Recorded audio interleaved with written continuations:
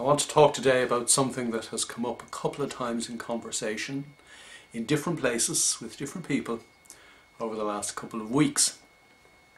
It relates to the fact that we learn our personality. I made this point to a group recently, and the person sitting next to me said, I find it hard to believe that we actually learn our personality. But how else would you have your personality? You weren't born with it. There is a theory that suggests we are born with certain temperament traits, but it's only a theory, and there's very little clinical research that actually backs that theory up.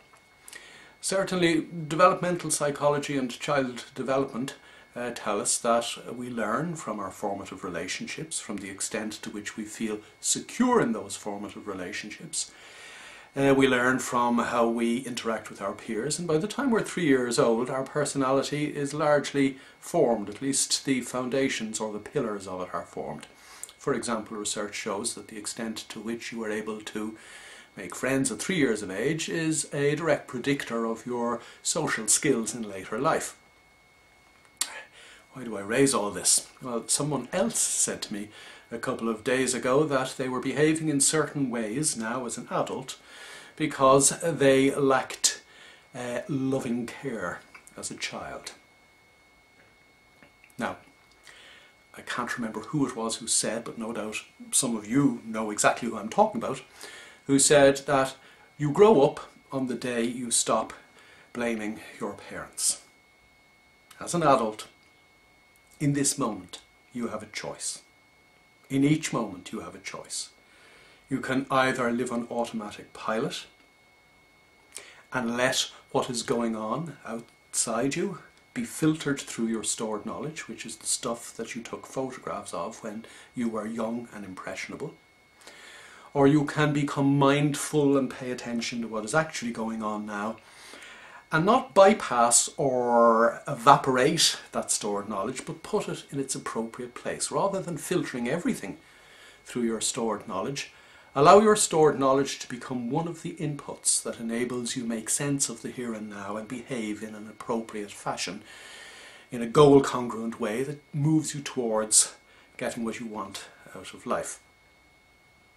Notice I am not saying that you can get rid of your personality. You can't, nor should you attempt to.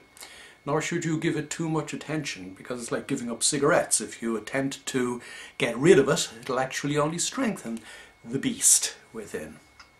You need to put the beast within in its proper place, and that is done, as I said, through being mindful, through developing the ability to pay attention to the reality of the here and now, and in doing so drag your subconscious mind's attention away from the extent to which it is immersed in your stored knowledge. As a matter of course, by default, you need to drag it away. And therefore, as an adult, as a responsible adult, you can start behaving in a way that makes sense to you now, given what is going on now, rather than saying, I'm behaving in a certain way because I lacked love as a child. Of course, half the world probably lacked love as a child, and the other half probably got love in doses that were related to whatever filters their parents were looking through. It's time to break with the past, break the chain reaction, come to the reality of the moment and start choosing who you want to be, how you want to behave, and what you want to get out of life effortlessly.